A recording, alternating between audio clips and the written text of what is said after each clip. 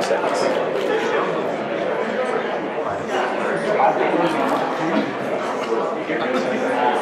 Oh, yep. Yeah, all right, ready when you are. Hi, good morning, everyone.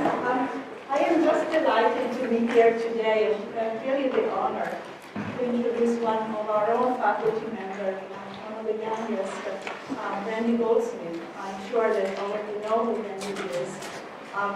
If I think of Randy, just not being very specific in my mind, I think of Randy as a Renaissance man.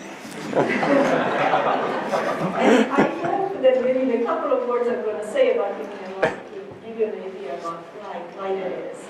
So just to give you a little bit of perspective about where he comes from, Randy got his bachelor's degree at Cornell University in chemistry, as you might imagine, but I also learned that he got a bachelor's degree in biology at the same time. So he was really quite open-minded from the start, shall we say. And then when he went on and did his PhD at Northwestern University, where also he really liked this idea of embracing different fields. And in fact, he had two PhD advisors, Mark Ratner, who is a renowned theorist, as many of you know, and also Michael Vasilevsky, who is an experimentalist, very, very expert on many spectroscopies, who also uses tools from chemical synthesis. And there, Randy was really able to embrace fields as diverse as theory and experimental spectroscopy, and perhaps learn how to make molecules as well. And he realized that at some point that he really wanted to go down to more deep studies and understanding not just how the bulk of many molecules examined together behave in a chemical sense. He also wanted to look at one of them at a time. And so he went on, and in his postdoc at Stanford, working with W.E. where he learned about the single molecule spectroscopy and microscopy. And he was able to really develop these able traps, which are wonderful devices able to look at molecules that are essentially prevented from translationally diffusing around it and be analyzed in molecule. So when we had the fortune to interview Randy for a faculty position, I think that was in 2010, well, we thought we were getting a new faculty member who is really expert on all of these fancy single molecule techniques. And he might develop variations of an able trap and maybe develop some applications, and we wouldn't be too surprised to see applications in different fields. Instead, Randy went on and did a little bit of work on ables, I think, but also went on and really developed new fields entirely. And from the quality and the quantity of his students, you know that they are able to make molecules, they are able to analyze, but they are also able to build molecules and new types of devices at the same time. So as you're going to learn from this talk today, you'll see that Randy is really able to delve into areas and delve into measurements that were not even possible before. And this micro-resonator technology is becoming really very well known throughout the United States and the world. And he's really the one who has developed. He has used the new technology that he has developed to many different fields, going from organometallics to organic reactions to biological systems, including intrinsically disordered proteins, all the way to ion channels. And I'm sure that unfortunately he's not going to be able to share all of these beautiful findings with us today. And I'm sure he has just picked the cherries, those that even are more dear to his heart. But he's really done a lot of wonderful work. He's also developed a very nice research group, and I think the group comes color-coded today. You can see right away how large the group has become over the years, and students from all different paths, again, who have a really wide expertise. But also one thing that characterizes Randy as a Renaissance man is not just the fact that his expertise and interests are so diverse, but he's also very collegial, and he likes to work in group and collaborate, just like two people in the Renaissance used to do. And so if you are the fortune to be in Randy's lab, you know what I say with that. Randy, of course, was able to have his work recognized in many different ways. He's won a large number of awards, and I'm just going to mention a few of those. This is not a comprehensive list. He's a show scientist. He has won the DARPA Award for creative science And he's also received the NSF Career Award, as well as the Dreyfus Teacher Scholar Award recently. But perhaps one award that is dear to us in the chemistry department, that we all know how much it counts, is the Jim Taylor Award for creativity and excellence in teaching that he has received just a few weeks ago. So before the holidays, you may have also be able to come and attend the award talk that Randy gave, where he really talked about his teaching philosophy. I don't think he's going to have a chance to tell you about that, but just think of him as a Renaissance man in this global view. Remember a little bit of that talk as well when you hear about his work. Randy has contributed to our department in many different ways, so I'm just going to say that he's done more of his share of service work as well. He has, for instance, taken care of admissions for the Peter Path for several years. He has participated in many committees. He's very committed to diversity. And he's really showing us every day how fun it is to do science. And I hope that you're going to enjoy the presentation from Randy today. Thanks, Sylvia. Thanks.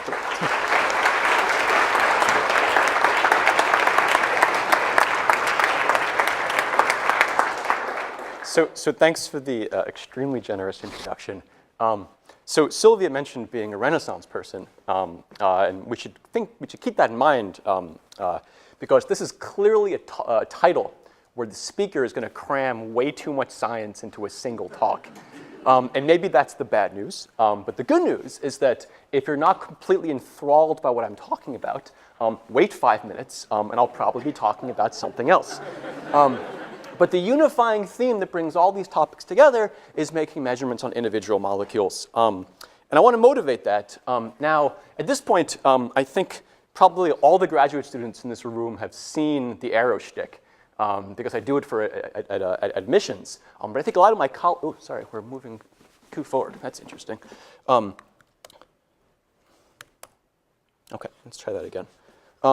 At this point, I think everyone's seen it, but I think a lot of my colleagues haven't seen it.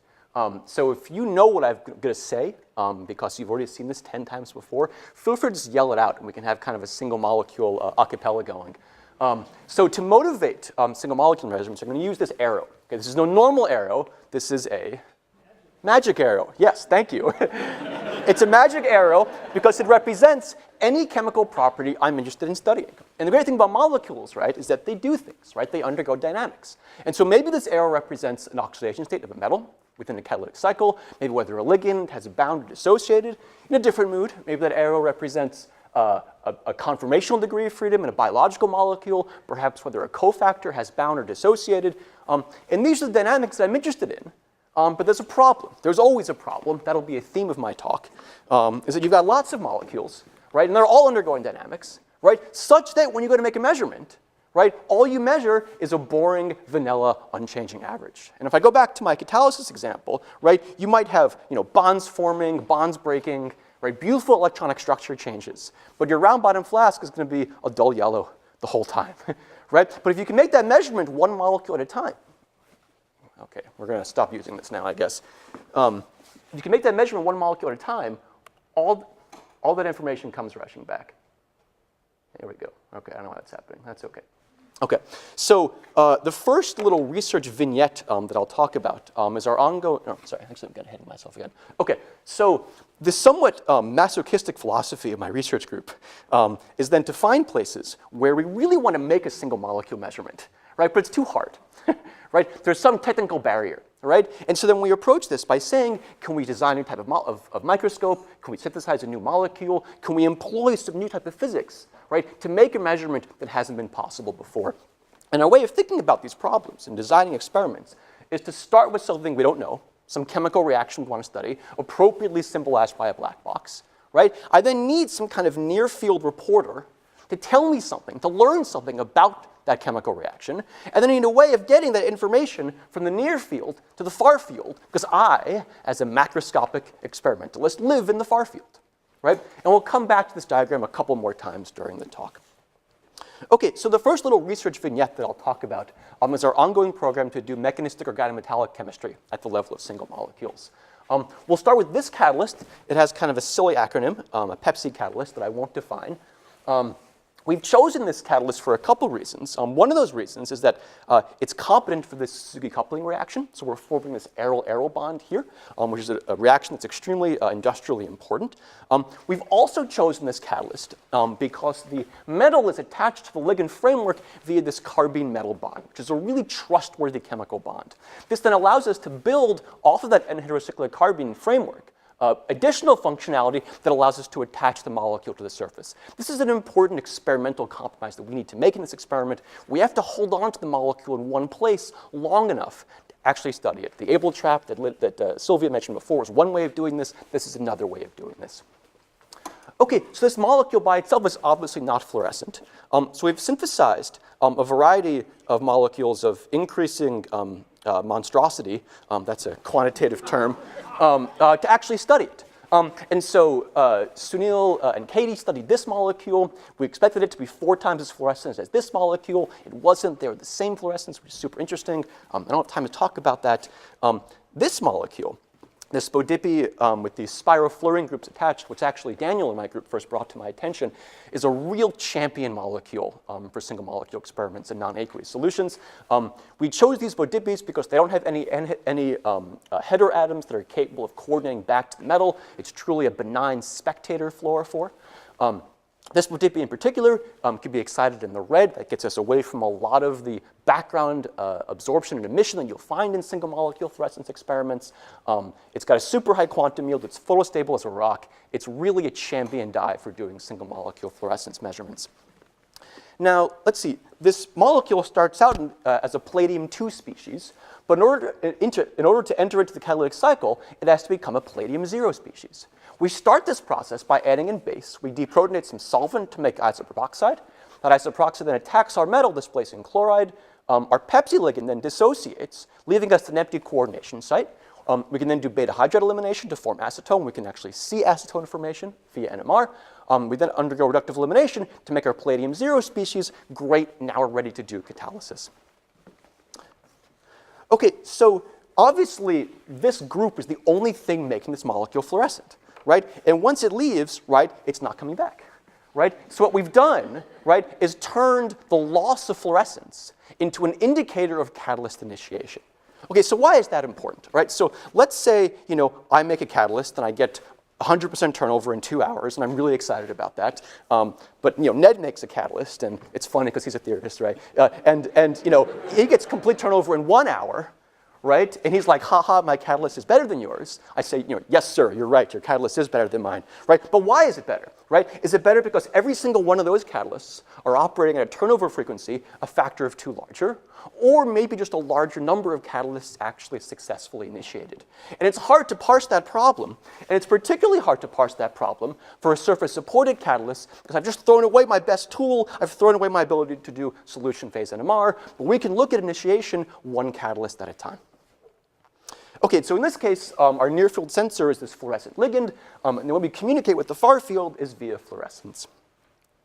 Okay, so here's what data looks like. This is data taken by James and my group, and Sunil and Angela synthesized this molecule. So each of these dots is a single spatially distinct functional catalyst molecule. The movie will loop in a second. What's happening at time 0 is we're adding in base to it, to the system. And each of those little dots blinking out is each catalyst losing that fluorescent ligand, initiating, and getting ready to do catalysis. We can look at the number of dots that survive as a function of time, and then an increasing base concentration. We'll talk more about this in a second, but anytime all your data, and my group knows this really well, anytime all your data consists entirely of little dots blinking, right, you want to make sure you're measuring what you think you're measuring, right? And so we synthesized this control molecule that has all the vulnerabilities of my catalyst, right? It's got a fluorophore that can bleach, it's got surface chemistry that can be compromised, but it's missing the palladium guts. Okay, and we said, let's see how long it takes the fluorescence to leave from this molecule. And we saw that the fluorescence takes about 1 to 2 to 3 orders of magnitude times larger amount of time. So what we're measuring is really coming from the palladium core of this molecule. We can also bring in bulk solution phase measurements, NMR measurements, where we can actually see the formation of free ligand after initiation, very quickly after initiation. That tells us we're measuring what we think we're measuring. using plots like this, I can also say the order of this reaction is close to first order. That'll become important in a couple more slides. Okay, so I go back to here. So if I look at the kinetics at low base concentration, it looks more or less monoexponential, right? It's a pseudo-unimolecular reaction. That's more or less what you would expect. But at high base concentration, it's conspicuously non-monoexponential. We're going to fit this with the stretched exponential. I will justify that decision in a couple more slides. But I find these things really hard to picture. And so what I'm going to do is take a natural log of both sides, and it's not obvious how that's helped. And then I'm going to take a double natural log, and now it's really not obvious how that's helped. But what I've done is I've linearized the right side of this equation to make this so-called Weibull plot, which is a type of analysis that James in my group sort of introduced us to. And what you get by linearizing this is that you can read off that beta just from the slope of these lines. And so what do you see? Right, that dashed line is a beta value of 1. That's a monoexponential decay. But as you go to higher and higher concentrations, you're getting closer and closer to the horizontal. Beta is getting smaller and smaller, which means your stretched exponential is getting more stretched and more stretched and more stretched. Okay, so where do you get a stretched exponential from? Right, you get it by taking some distribution of monoexponentials and weighting it by some distribution function h of k. And I'm plotting h of k here for different values of beta. Now, if beta is 1 and you're monoexponential, then your distribution function is just a delta function, right? Every single one of your catalysts is behaving exactly the same. They're all behaving identically. But as beta gets smaller and smaller, your distribution is getting wider and really wider over many orders of magnitude. But I have to be careful, right? I can't just take my decay and invert it and actually back out that distribution. And so the best way to think about beta is as a qualitative indicator of how inhomogeneous your catalysts are behaving. Okay, then the question becomes, why are different copies of the same catalyst behaving differently? Right? Well, I can imagine different conformations. That's maybe a little bit overly simplistic. The binding chemistry here is definitely overly simplified. This is a very romanticized view of this binding chemistry. Experiments from Christophe Couperet's group, who visited this department a couple years ago, showed via solid-state NMR all the many different ways that a silane can bond to a silica surface. And then finally, I had this greasy blocking layer that slows down attack of base at my attachment chemistry here. So all these things are engines of heterogeneity. And I dare say that experiments substantially more elegant than mine have shown that this heterogeneity exists. All right? But what hasn't been shown before is what is the effect of this heterogeneity on dynamics. And what's the effect? Right? It's this, right? It's this apparent broadening of rate constants. Right? But it's weird. Right? It looks like we're behaving pretty monodispersely at low base concentrations, but really polydispersely at high base concentrations. That's strange because it's the same catalysts. Right? It's almost like the heterogeneity isn't locked in. Okay, so that's a mystery. We need a model that can explain that. And the other constraint for that model is that we have to be first order in base. Okay, so let's try to come up with a model. We'll see how far we get. Okay, so I have all these anions in solution, these isopropoxides, and they have to get pretty close to the catalyst in order to react, but it's hard for them, right? They're anions. They have a hard time penetrating that greasy, low dielectric layer. I can imagine a limited number of sites where those anions can actually penetrate that layer. I can imagine a reversible equilibrium to actually populate those sites, and then an irreversible step to result in my initiated catalyst molecule. I can make some approximations. There we go, make some approximations, and I get my familiar Michaelis-Menten equation, okay? And if I put in a single number into all of these parameters, and I regenerate those Weibull plots that I showed you before, 10 minutes ago or something like that now, right? I would just get straight lines, right, parallel, all with a beta of 1. So not what I showed you, okay? But instead of putting in a single number, what I'm going to do is for at least one of these parameters, put in a distribution of values, but a single static distribution, right? And then maybe, as different terms become more or less important, maybe the apparent distribution will actually change. Let's give it a shot. Okay, so the circles are data, just the highest and lowest concentrations. The dashed lines are our simulations. And if I put a distribution into K1, that's the rate at which we're actually populating these sites, rate constant at which we're populating these sites, things look sort of encouraging, right? I can change the slopes, right? But I still get parallel lines. So that's not good. It's okay, we got lots more parameters to play with. We'll put in a distribution for K2 instead. Not any better, still parallel lines. if I put a distribution for E sub t, that's a number that's directly proportional to the number of sites surrounding each of my catalyst molecules. I start seeing curvature. And if I put a distribution in E sub t nk2, I can now start qualitatively capturing the behavior that I'm seeing. Now, it's not perfect, right? It's truly qualitative agreement. Okay? But I'm only messing around with 2 of a much larger parameter space that I have access to. Okay, so if I'm invoking Michaelis-Menten, though, right, ultimately in my simulation, I have to see saturation, right, which I do, right? But if I take the parameters from my previous slide, right, and I plug them in, I'm actually still in that linear regime. Okay? And so what I've shown you then is that a single static distribution can give you different apparent distributions, right, depending on the chemical conditions, right? But we can still be overall first order. And what I'm really excited about is that we can actually say which parameter is the culprit. We can say which is the dominant contributor. In this case, it's E sub t.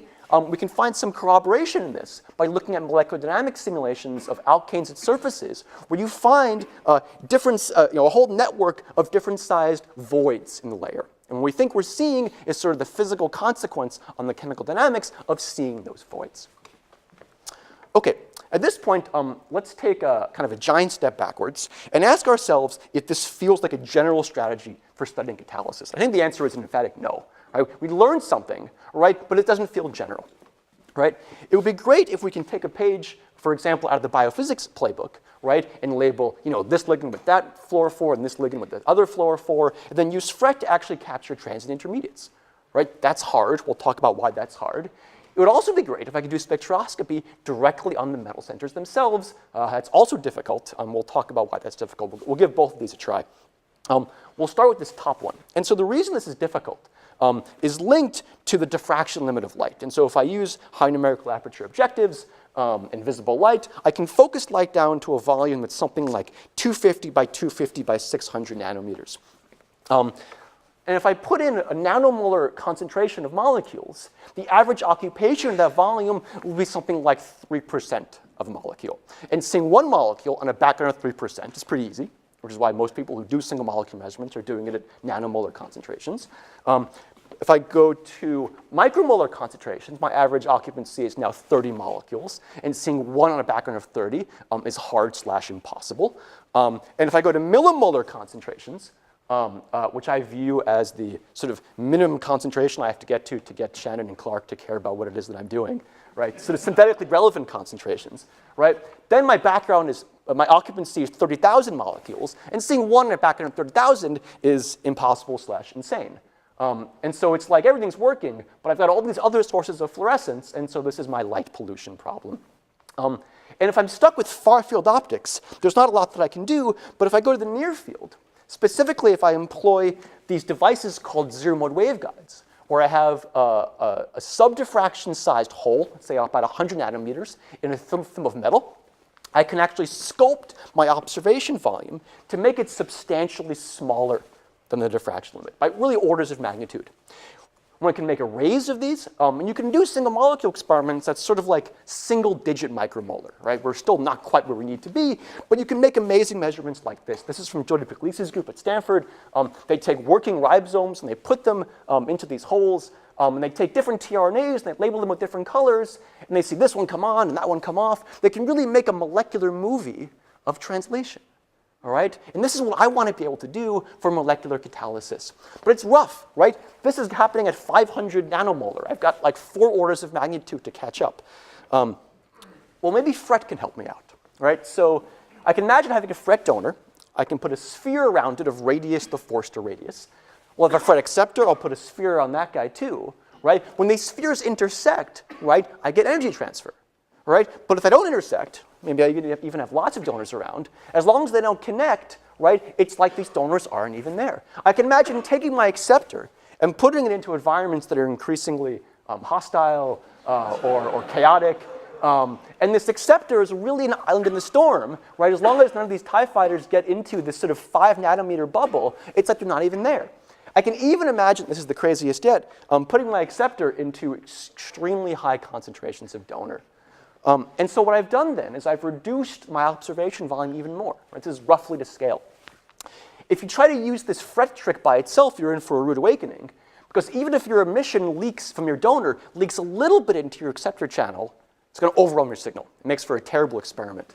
But if I combine these two together, maybe I can get the best of both worlds. To do this, I have this now long-running and extremely satisfying collaboration with Baron Chandra's group in neuroscience.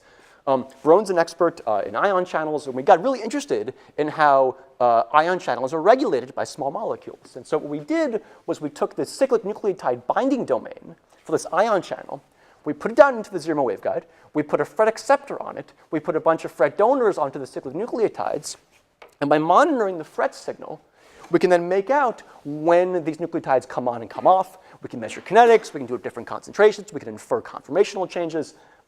What David and Rohan are doing now is going from monomeric regulators to tetrameric ones, which have really interesting allosteric. I don't have time to talk about that. But when I saw this data, I was like, guys, this is awesome.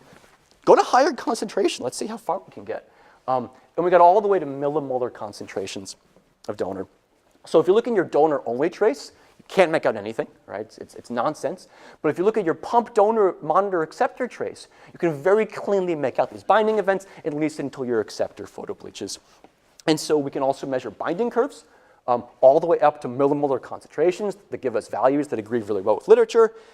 This is super exciting. This is the highest concentration single molecule experiment by like over a factor of 100. Right? So we're really excited about this. We can move the sort of area where single molecule experiments can work to much higher concentrations, concentrations that actually now overlap with kind of the business range for most enzymes. And we're particularly excited about then taking this technology and applying it back to molecular catalysts. This is sort of the next horizon for us. Angela in my group, who just recently graduated, has synthesized a new family of catalysts with these phosphonic acid anchors instead of the silane chemistry. Daniel and Andrew have synthesized a bunch of aryl halides with FRET acceptors on them. We've started synthesizing various organometallic species with FRET donors on them. We've got our zero waveguides. David's actually making regular trips to Oak Ridge to do e-beam lithography, which is super challenging to make these zero waveguides. And we're now putting it all together and actually breaking into the catalytic cycle. So these experiments are ongoing. OK, now we get to see if some of the movies worked. Right on. Right? Great. Another one of the horizons in my group, this is work from Katie, is trying to get away from surfaces. And so we've started actually generating microdroplets. These are 10-micron microdroplets of toluene in an aqueous phase to sort of contain single catalysts and monitor reactions using this Suzuki fluorogenic reaction we've developed. So a number of different pathways to actually break into the catalytic cycle. OK, so if there's one lesson you can draw from the first half of my talk, it's that fluorescence is a big pain in the neck. Right? We want to study this catalyst, but we were kind of stuck studying this catalyst. Right? It would be great if we can do an experiment like this. We can take a catalyst that undergoes this catalytic cycle, but one that as it's changing its oxidation state and it's changing its coordination environment, its electronic absorption spectrum also changes. Right? If I can measure a time-varying electronic absorption spectrum of a single functional catalyst molecule, I could learn profoundly interesting things about the mechanism. Right? I could take a different type of molecular movie. Right? But that's hard, right? It's hard, right? Because even though you don't need a near-field probe because you're doing spectroscopy directly on the metal center, right? It's not fluorescent, right? That's a problem, right? Well, maybe there's some other readout we can use. Could we use a direct absorption measurement? Well, that's also hard, right? Because your signal is going to be about 1 part in 10 to the 8th, right? Not impossible, but maybe certainly impractical. OK, I'm not the first person to think about doing measurements on single molecules without fluorescence. In fact, the first optical single molecule experiment done by my old advisor was actually a direct absorption measurement. Although it benefited from being at very low temperatures, we form zero phonon lines, which actually increased the absorption cross-section. It's still a super challenging measurement. In more recent years, a number of groups have published examples of doing microscopy on single molecules without fluorescence. And these are really exciting papers. But they've all kind of, they get out there, and then you've never seen them again. They've all kind of stalled at the proof of concept phase. These photothermal measurements have been applied to much advantage, looking at nanotubes, looking at particles. Ground state depletion microscopy, as well as other modulation microscopies, have been used for label-free cellular imaging.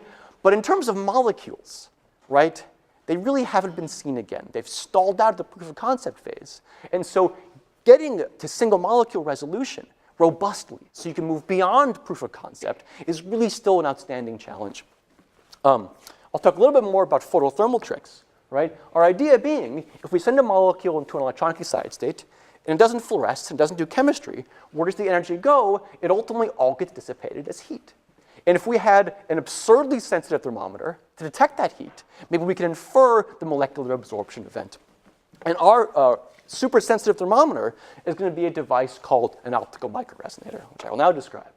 We can start by taking an optical fiber and kind of wrapping it around itself to make something that looks a bit like a Bohr hydrogen atom, right? Only certain wavelengths give you that constructive interference. Not so accurate for hydrogen, but really accurate for this thing that we've made called the whispering gallery mode resonator. There's a really simple geometric resonance condition. I can get photons into the resonator by taking a fiber and bringing it very close. I can evanescently couple photons into the resonator. They'll circulate. You can then ask the question, how many times do they circulate? Right? And if I make my resonator very transparent to avoid absorption losses, and very smooth to avoid scattering losses, the answer is a huge number of times, maybe even like 10 to the 5th times. A particular type of microresonator, a toroid, was developed by Kerry Vahalla's group at Caltech. It's a frisbee of glass on a post and a substrate of silicon. It's about 50 microns in diameter. We actually make these here in Wisconsin. I won't have time to talk about how we do that. You can take a fiber and bring it very close and pop the transmission through that fiber as a function of wavelength. And every so often, you'll see a dip every time you hit that geometric resonance condition. Here's the exciting part. Because the path length is so long, the quality factor is really high, up to 10 to the 8th, which means you don't just have to be on resonance. You have to be perfectly, flawlessly on resonance, which means the line width of these resonances is absurdly narrow to the tune of a small number of tens of femtometers, right? So narrow that if you look at these things funny, right, they moved, which means what you've made is an extremely responsive sensor for the toroid's microenvironment, right? Even maybe sensitive to a single molecule. There's been a whole community that's been now trying to apply these resonators for doing so-called label-free biodetection. Basically, you have something in solution, it comes, sticks to the resonator, and shifts the resonance. And there's been kind of an arms race in this community to get to smaller and smaller objects. So single particles, single proteins, single sort of small molecules, even single ions recently. And these are exciting measurements, right? But all you know is that something has bound. You don't know what has bound, all right? Now, surface chemistry can give you some information, but then you have to know what you're looking for before you find it, which isn't nearly as powerful as being able to do some type of in situ spectroscopy. Because if we can do that, we wouldn't be doing label-free detection. We'd be doing label-free single molecule chemical identification, which would be vastly more powerful. And so here's our technique, right? We take our resonator, we make them, we couple it to them with a tapered optical fiber, we put an object on the surface, we come up with a second beam, a free space beam, and we pump a transition in that molecule, right? For now, electronic transitions, we have nefarious designs to get to vibrational transitions also. Okay, we don't pump it, right? We pump the crap out of it, okay? Many, many photocycles. You dissipate that energy as heat, which gives you a local temperature change, which gives you a refractive index change, which then shifts the resonance. And if we can measure that resonance shift as a function of the position of this beam, we're doing label-free photothermal microscopy. And if we can measure that resonance shift as a function of the color of this beam, we're doing label-free photothermal spectroscopy. Okay, so we make them. We take pretty pictures of them. Again, I won't talk about how we make them. Happy to answer questions. Here are some movies of us taking an optical fiber from two perspectives and actually coupling into the resonator. And the good news is that it kind of works, right? So we start out with big objects, multi-walled nanotubes. We disperse them onto the surface of the resonator and move the beam around, we can make out these hotspots. And if you zoom in on these hotspots, you can start making out the morphology of the individual nanotubes. We can also bring in numerical simulations of the thermal profile and the electric field profile and back out an absolute absorption cross-section that in this case agrees very well with literature values for the same material. So you should trust me. You should believe me when I tell you I can measure absolute absorption cross-sections. We can do spectroscopy too by taking our beam and changing the wavelength. For now, we're operating mostly in the near infrared. I'll explain why that is in another slide. We got ourselves some gold nanorods that absorb in the near infrared. We thought we would see kind of the tips of Lorentzians. Sometimes we do. Sometimes we catch the blue edge. Sometimes we catch the red edge. We can do spectroscopy. We wanted to get more sensitive to get to molecules. And so the way we were doing these measurements before is taking our probe beam and kind of dithering it in wavelength space. And then when the resonator resonance moves, you detect it, right? But it's inefficient, right? You're spending most of your time not coupled to the resonator. It would be much better if you had a situation where the laser was actually locked to the resonator, where one followed the other. But that's hard, right? You need a signed error signal to do that. We can generate that signed error signal using a technique called Pound-Schieffer-Hall locking. And so what we do is we phase modulate our probe beam and couple to the resonator, we then demodulate our signal to give us that signed error signal. So now we can lock it. That's great. But what's really exciting now, we can add some more boxes here. We can now amplitude modulate our pump beam and then farm our PDH locking signal at that modulation frequency using lock-in amplification. Okay. That's a change I can deal with. All right, great. Okay, where was I? Okay, so ultimately, these things are super sensitive, right? They can appear to fluctuate very quickly because of laser frequency jitter. They can also fluctuate a much slower time scale. It's because my students just had lunch and the temperature in the room was rising, right? But I know my signal is happening at exactly 4 kilohertz, which means I can use lock-in amplification to fish that tiny signal out of this ocean of noise. In doing this, we can actually get to measure resonance shifts down to under 100 hertz of shift. That translates into just under 1 attometer of wavelength shift, right? So we're really sensitive. That's particularly good news since a single molecule pumped near saturation puts out enough thermal energy to give us a shift of about 1,000 times our limit of detection, right? That's great news. We're also photothermal, which means we're mostly immune to scattering. Background is still an issue. And here's why. Here's one reason why. Okay, so I guess it's hard to make out now. I'm not going to touch anything to change the lights. Maybe in the back of the room you can actually make out what looks like the shadow of the resonator. You can still see it, right?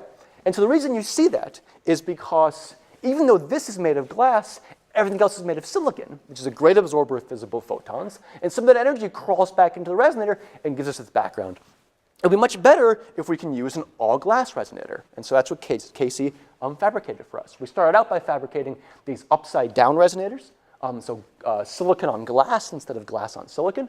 We then oxidized that silicon to glass to make an all-glass structure. We then melted them in a furnace to make these all-glass toroids that I'm showing you here.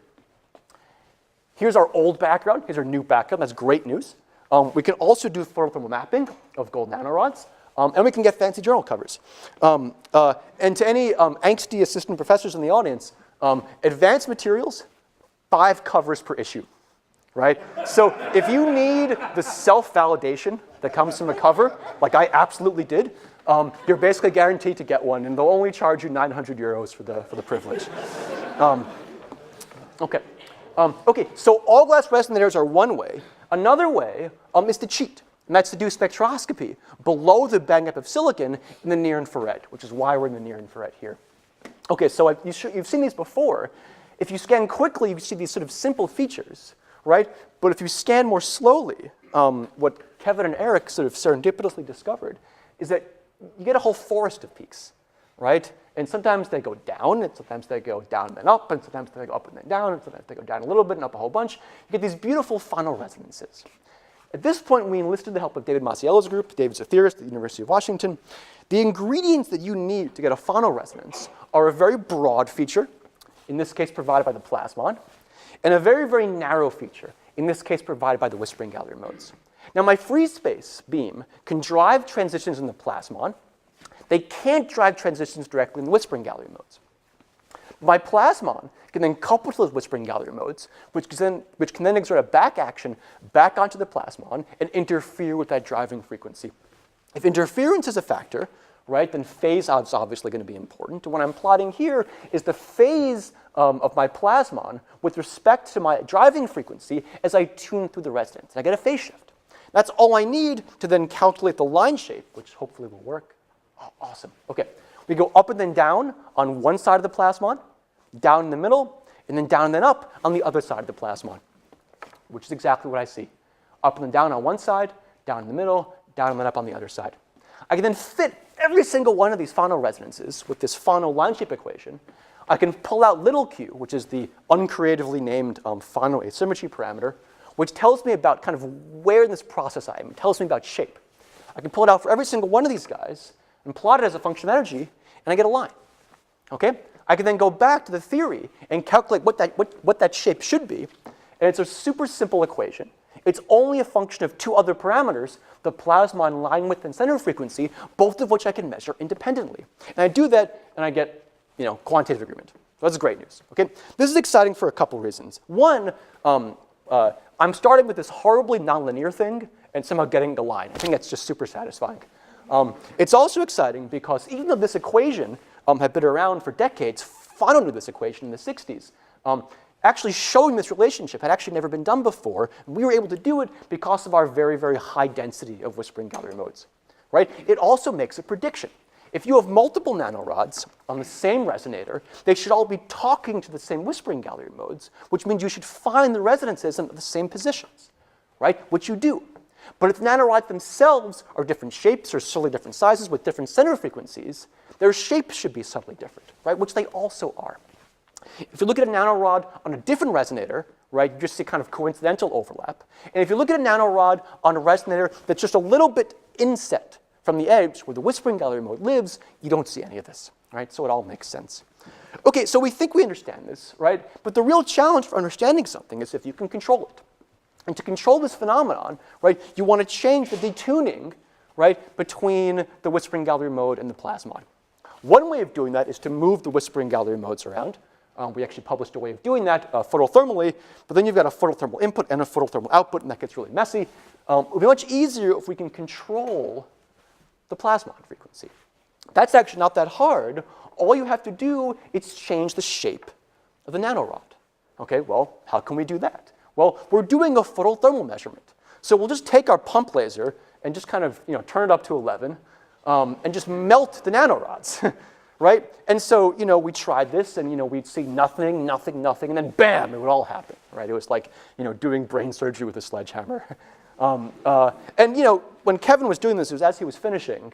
Here's some of his defense, so it has a happy ending. He was getting understandably frustrated by this process. But I was still pretty bullish about it. I thought things were getting close to working. And at this point, I think a really good advisor will give that just perfect nugget of wisdom. Make that subtle shift that just makes everything start working. And all I'll say is that I did, kind of the best that I could. And so Kevin, being a good soldier, with a way of words that we all miss, basically did two things. He said, "I'm going to keep doing this." That's what he told me. But then he went back and did something totally different. And so what he and Morgan came up with is a really simple and elegant way of controlling this. They just put the nanorods on the toroid on a hot plate, right? And then took it off the hot plate, went over to our setup, did spectroscopy, and then repeated. The nice thing about this process is that if you keep a nanorod on a hot plate for 30 minutes or 3 hours, you get the same nanorod. It's a self-limiting process, right? But if you change from 130 degrees to 135 degrees, you change the aspect ratio just by a little bit. And so that's what we hope to see in this actual data. We can basically make the nanorod kind of have its absorption march across our window. The hope then is that we would see the Fano resonance change shape. Let's give it a try. Let's see what we can do.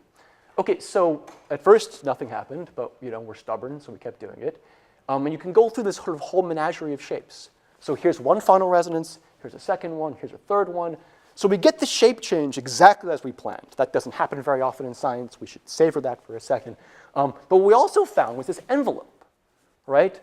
This is problematic because the line shape equation we were using to fit this data basically forces the resonance to go to 0, which it's clearly not doing. So we're getting terrible fits. That's bad news. So we went back to David. We said, David, we broke your theory. Can you help us derive a new one? And so I want to talk a little bit about that. So here are the equations of motion for our system. They're parameterized in terms of the generalized momentum, which is a number that you should think of as being directly proportional to the electric field. Our system consists of two oscillators. We have our plasmon, which has a resonance frequency of omega naught. It's being driven at omega. The plasmon is damped, right? The excited state lifetime is very, very short. We also have a whispering gallery mode, right? It has a resonance frequency of omega 1. It is not being driven. And then we couple them together, right? We solve these equations of motion and generate a line shape. It ends up being a really tidy equation it's a function of some derived parameters that I won't get into, we can make some more simplifications and get this very simple equation that I showed you 3 slides ago. Okay, but it doesn't work, right? So we said, what's missing? Well, as of right now, right, we had our plasmon being damped, but our whispering galvanometer mode wasn't damped, right? Which means that we were basically making it have a quality factor of infinity.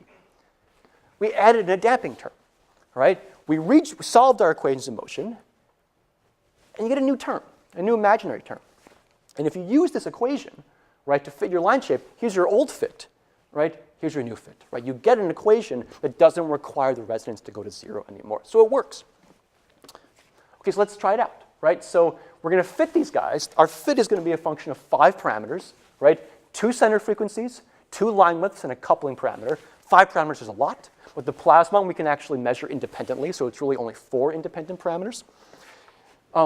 Once we have these parameters, we can then calculate the real and imaginary parts of our Fano asymmetry parameter. We're going to fit that center one first, right? And we get a real part and we get an imaginary part. And then we say, as we melt the nanorod, if only the center frequency of the plasmon is changing, if everything else stays the same, we can then ask the question what the dependence should be. And I can make a prediction. And then we say, well, my fit's not perfect. There's some confidence in it, so I'll put some error bars on it also. And then I go and I fit every single one of these guys, and I fill in my plot. And I get what I call sort of very good qualitative agreement. We think we can well capture the physics of our system. At this point, it's worth asking the question, why is any of this interesting? And the reason it's interesting, I think, is because we're working really hard to maximize the interaction between light and matter, or light and molecules, right? This whole experiment works because we had this toroid, which is extremely sensitive because the light is interacting with the material so strongly. So the number that tells us about that interaction strength is the quality factor, right? We said it had a Q of 10 to the 8th. I can relate it to the line shape like I showed you before, and you can put that line width into whatever your favorite energy unit is. I can also relate that quality factor to the ring down time of the resonator. So how long a photon actually stays inside. And for a Q of 10 to the 8th resonator, you're talking about a cool 100 nanoseconds. Okay? So I can think of Q as a number that tells me about the localization of light in time. Right? On the other hand, the other parameter I have to worry about is the mode volume. Right? It's pretty big for these toroids. Right? After all, it's truly a micro-sized object, not a nano-sized object. Okay? And so I can think of mode volume very directly as the localization of light in space. And so what I want to maximize then is the ratio of Q to V. And maybe, if I'm starting out with my toroid, which is really good at localizing light in time, but pretty shoddy at localizing its space, and I mix it, I hybridize it with my nanorod, which is terrible at localizing light in time. It's a terrible resonator, right? But really good at localizing light in space because it's truly a nano-sized object. Maybe I can get the best of both worlds, and I do, right? I can calculate the Purcell factor, which is sort of a measure of the enhancement that's directly proportional to Q over V, and I get a value when I hybridize them that's over an order of magnitude more than the toroid by itself. So I can really get the best of both worlds. That's not the only way of enhancing Q over V. You can also go to other cavity designs. So specifically, these photonic crystal nanobeams. All right? These are truly nano-sized objects. Okay? The quality factors aren't as good as our toroids. They're lower by about a factor of 10. But the mode volumes are maybe 1,000 times lower. All right? So we're really excited about using these things.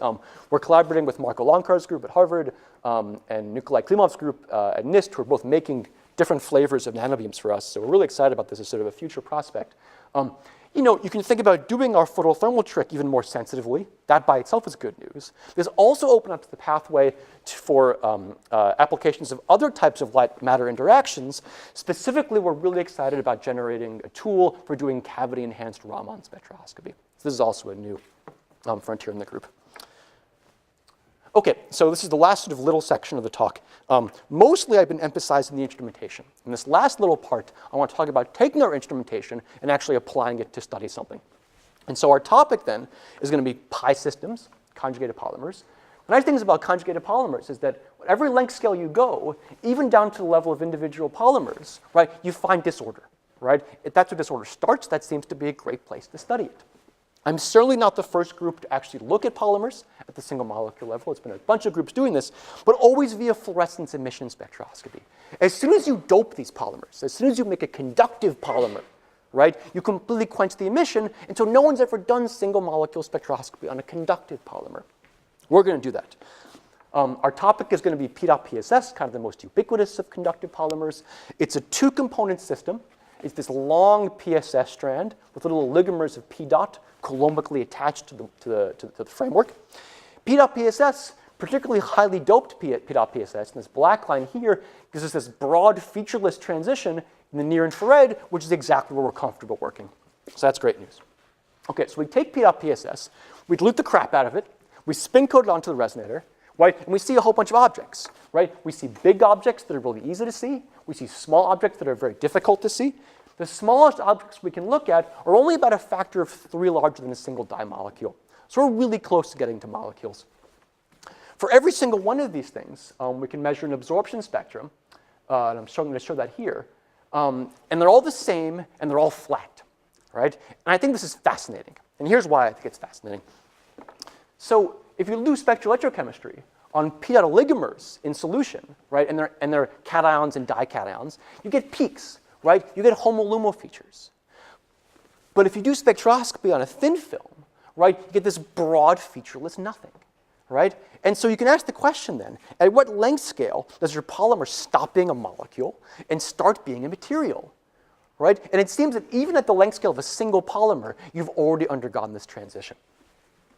So I think that's really exciting.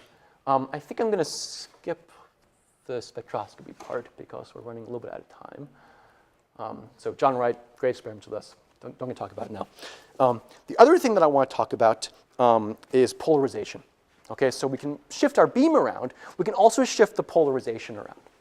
And so if I rotate my polarization, if I have a single transition dipole, right, I get extinction, right? But if I have multiple dipoles, right, they're all absorbing, but they're all misaligned, suddenly I don't get extinction anymore. And so I can use the polarization dependence as a tool to examine the crystallinity of my sample. If I have all of my oligomers well aligned, I should see a very, very deep modulation depth. And if they're all misaligned, I expect to see a very, very shallow modulation depth, right? I can fit these with this simple cosine square dependence and back out m, which goes from 0 to 1, which tells me how deep the transition is. What values did I see? I see all values, right? I see everything, right? I can look for the correlation between that modulation depth and size, and I find a correlation, and it makes sense, right? If I have 3 dipoles, it's pretty easy to keep them aligned. But if you have 10,000 dipoles, right, it's much harder to keep them aligned. But the fall off here tells me something about the crystallinity of my sample. And so Eric, after taking this data, tried to model it. What we did was we took dipoles, and we just let them fall down on top of each other, right? But they were falling on each other with some Gaussian distribution of angles relative to the dipole beneath. Right? And so they keep falling down, they keep falling down. I can simulate a trajectory. One goes down, one goes down, one goes down. Oh, wait, one went down 2 standard deviations away. It screwed everything up. That's OK. I keep going. Right? That's one implementation. There's a second trajectory, and a third, and a fourth, and a whole bunch more. And I can make a probability distribution. I can replace my probability distribution with a fancy contour plot, because fancy journals like fancy contour plots. And I can compare that contour plot to my data. And crap, they don't look anything alike.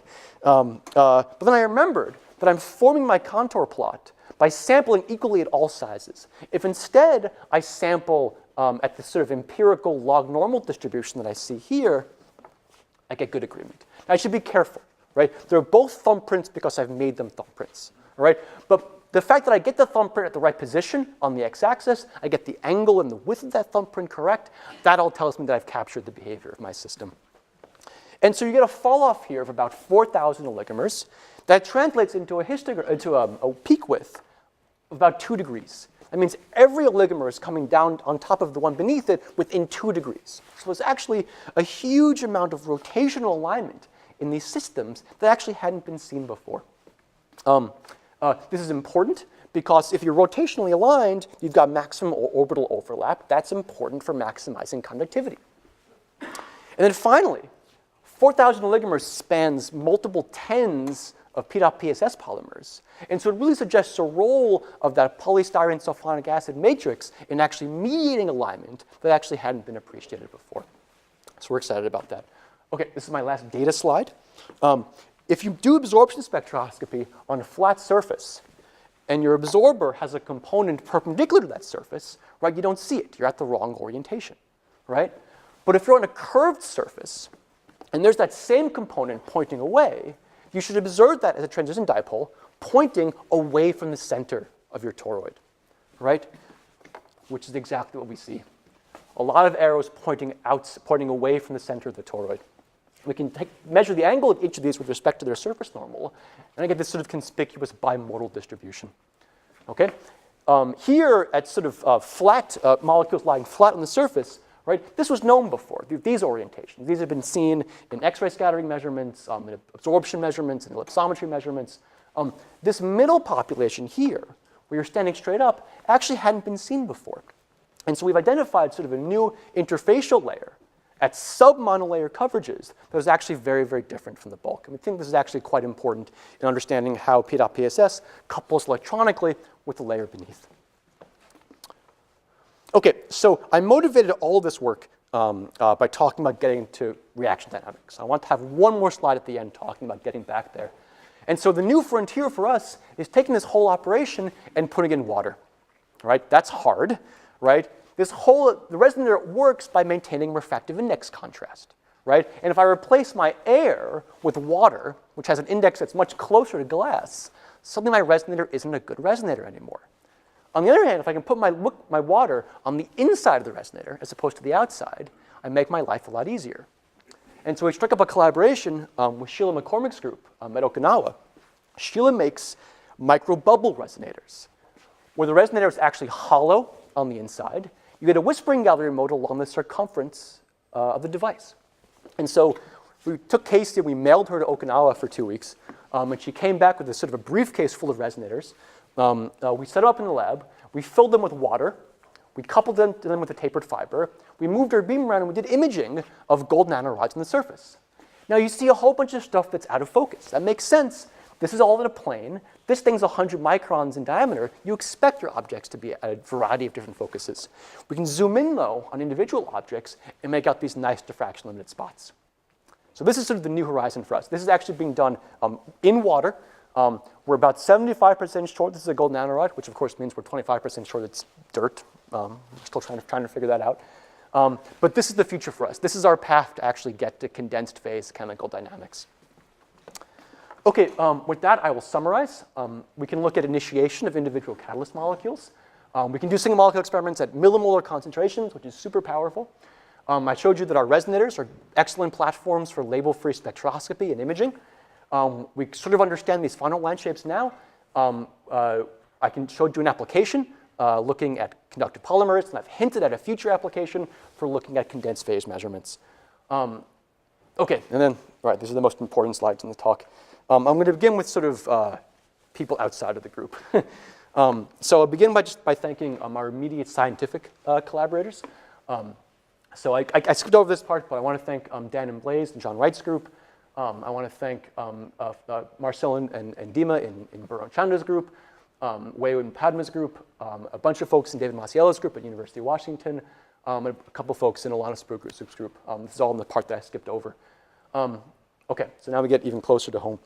So, okay, so I think anyone who shows up for work in this building on a daily basis has helped me in a meaningful way, or has helped the group in a meaningful way at some point. And so it's hard to pick out some people, but I picked out just a few people who either chronically over many years or acutely, very importantly at a specific time, really helped us out. And so if you're seeing this list and you're like, I'm not on it, that just shows you how much we've been helped by other people in the department. There's so many things to juggle here. And when I think about, so when I tell these visiting faculty candidates starting up here, why it's so great to start up here, it's because of support like this. Particularly, I want to call out folks at WCAM who've helped us. Every project we do basically involves some type of fabrication now. This has become an extremely important element of my work. I want to thank sort of materials, people who've provided materials for us. So The third floor is great. We borrow stuff from John, Bob, and Song's group all the time. I don't even know if the PIs realize how much we're using their equipment. It's really amazing. And again, this is the kind of support that you really need when you're starting out. Okay, so moving even closer to home. You know, I'm kind of like an emotive person. People realize that. My colleagues have been fantastic. All of my colleagues have been fantastic. And again, I've never been turned away from, here's a question, I need some advice, here's a proposal to read. I want to call out these folks in particular. Jim's the head of my mentoring committee. He gets an absolute A+ in calming me down and shepherding me through this process. Second only to one person who we'll get to in a second. Bob and Marty are my other parts of my mentoring committee. Song and John again. John makes it in all 3 columns here. So I feel like every time I get a paper rejected, I go into Song or John's office, and I'm this sort of, frenetic, petulant, ball of energy, and they calm me down, and John says things like, it's science, and it's great. It's great. All these folks have just been really, really supportive and helpful and good-humored. Okay, so Eliana, my partner, Eliana and I first met when I was a 4th-year graduate student. So she's seen an enormous amount of failure, punctuated by some really, really beautiful successes that Eliana has been excellent at urging and forcing me to focus on, as opposed to all the hard work and the failures that go into that, which has been super good for me. I'll come home from work and I'll be like, this didn't work. And Eliana's really good at knowing kind of when to say, you're wrong. Everything's fine. Stop worrying about it. Or when she has to channel kind of an inspirational sports movie. Eliana's really fond of inspirational sports movies. When to say, all right, it didn't work, but Goldsmith, get your head back in the game, and tomorrow's another day. So thank you, Eliana. I want to thank the undergraduates in my group. Speaking of warm and fuzzy feelings, I've had a bunch of undergraduates come through. In particular, I want to call out Nicholas and Michael. Nicholas graduated last year. Michael's going to graduate in a few months. These guys have been operating as like 2nd-year graduate students. They've been super productive in my group. It's been great to have them here. Okay, and now, and these folks paid for it. These are the most important slides. So, you come here as an assistant professor with just like a hope and a prayer. Well, that's not true. A hope and a prayer and $1 million, right? With a hope and a prayer and $1 million. And you have to convince, right, these brilliant first-year graduate students who could do anything to come to your group, right? And they've joined and they've flourished, and it's been so gratifying to see it. I've got 3 slides of this. I'll go through it steadily, I promise. I'll begin with the catalysis team.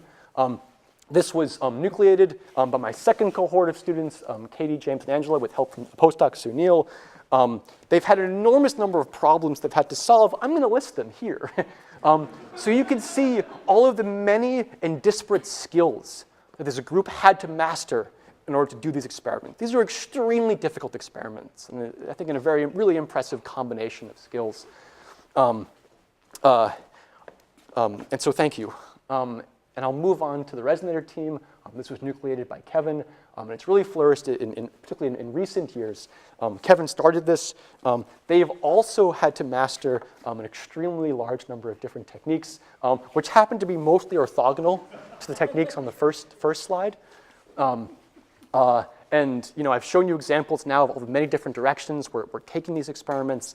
And so again, I'm really thankful to these individuals and what they've been able to accomplish.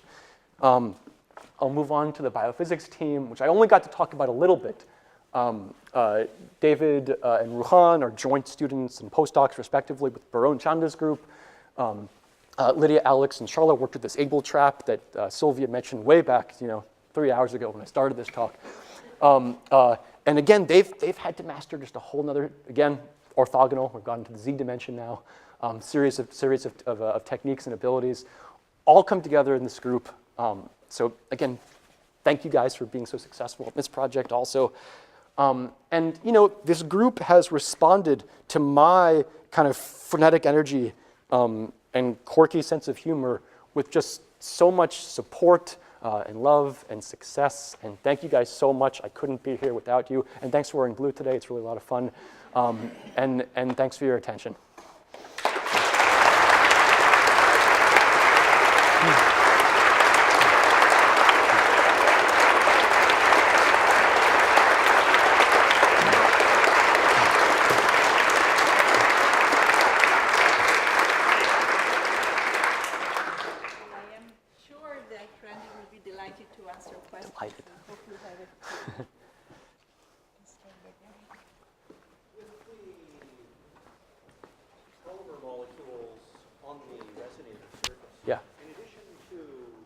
I'll repeat the question in a second. Yeah. In addition to looking at different positions that would have different normal angles, can you also adjust the angle at which the incident beam is? So James is saying, can we change, we can change the polarization, and we can change the position, and we can change the wavelength. Can we also change the angle of incidence? If we could do that, it would provide an excellent corroboration for what we think we're seeing.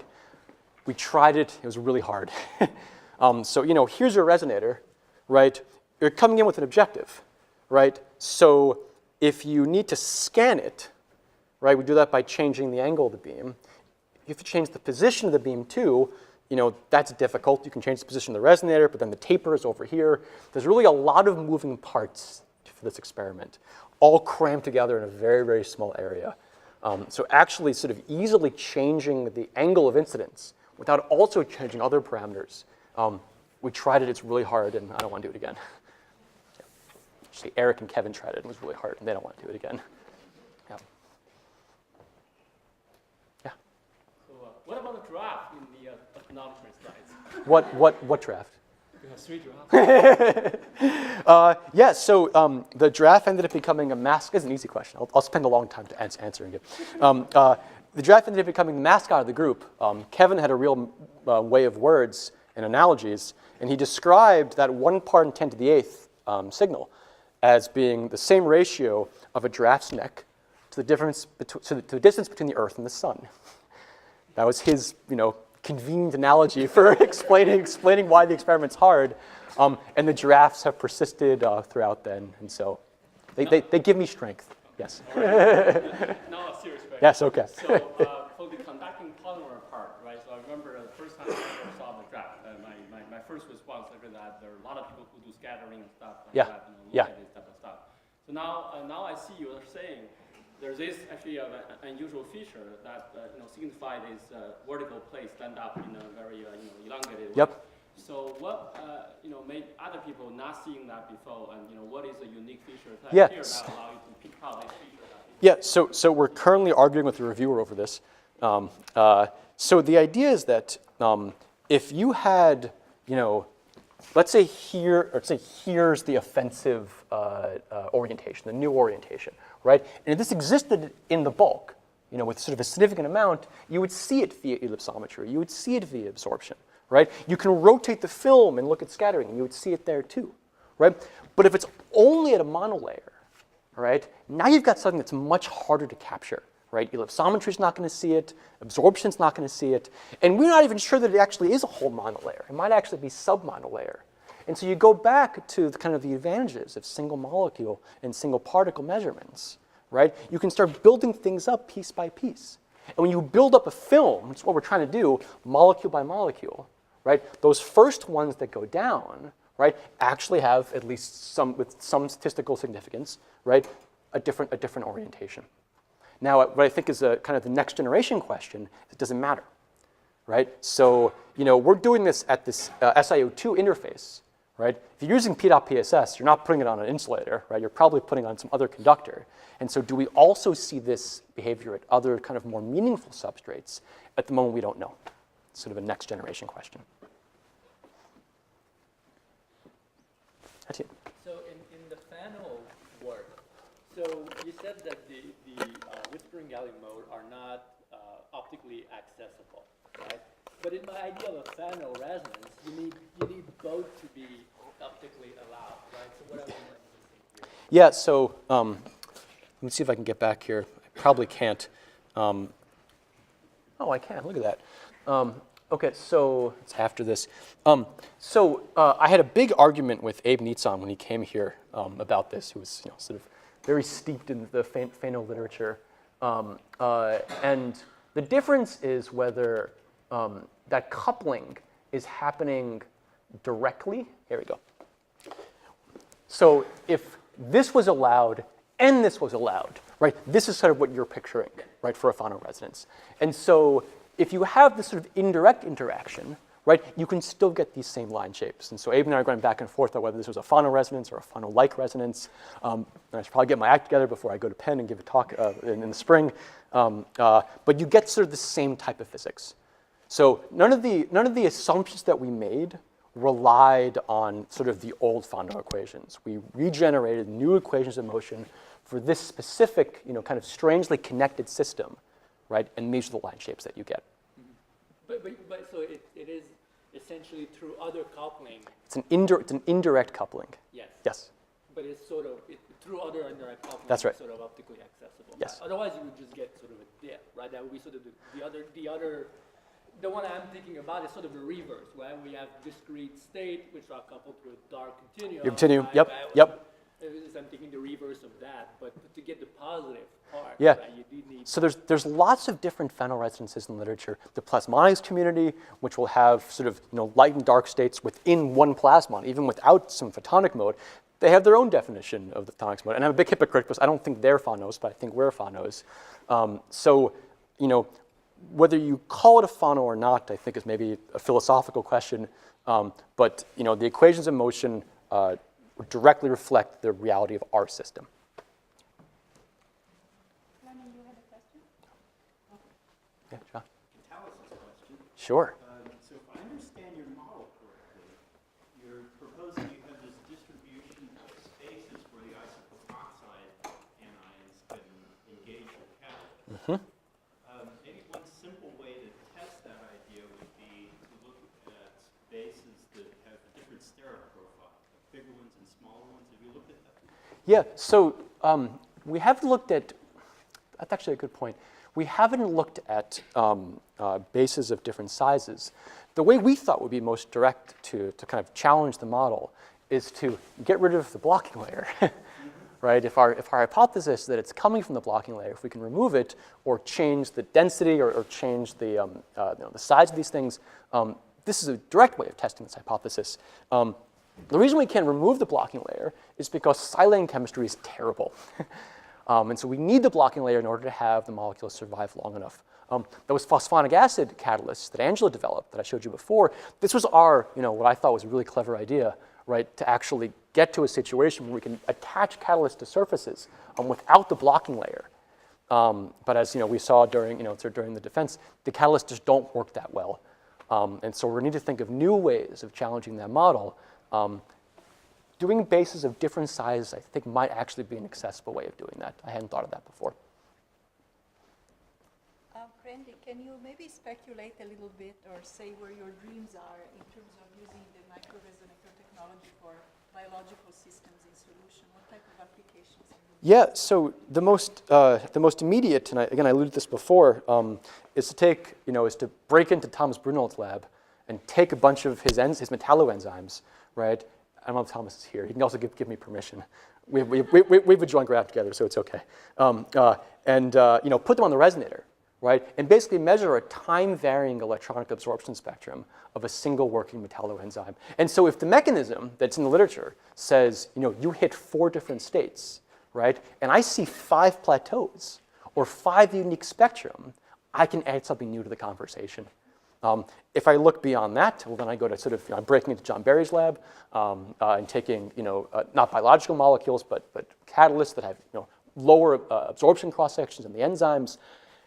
And if I look beyond that, what I'm really excited about, my training is in electronic spectroscopy. I love electronic spectroscopy, but I appreciate what it can do and what it can't do, right? So we'll hear more about vibrational measurements in a couple of weeks from Etienne, right? Can I do vibrational spectroscopy on a single molecule? Well, you can put it next to a sharp plasmon, right? But then you're only studying that hybridized system for doing a SIRS type measurement. That's not good for a biological molecule because the interesting stuff might be on the inside. But if I can do cavity enhanced Raman, right? By taking advantage of smaller mode volumes and larger quality factors, right? We think we have a path for doing this. So we have an R21 that's hopefully going to be funded pretty soon for doing cavity-enhanced resonance Raman. And then we've done the numbers, and we think we can even get to spontaneous Raman on a single molecule. We'll give it a try. But having a sort of a multispectral or a hyperspectral response from a single molecule as a function of time, right? That's what's going to help us learn about the biophysics of molecules and enzymes. Well, I don't need to label, but I can also get much more chemical information, right? If I think about, if I flip some of the tricks that Marty's group plays, right, where I'm looking at carbonyls and seeing them hybridize, right? Can I watch an amyloid form at the single molecule level, right? Can I have, a particular, metal ligand absorption feature or a vibrational feature in an active site, right, that I can follow? That's what we want to push towards. Thank you. Any more questions? Well, if not, we're going to thank Randy for a wonderful presentation.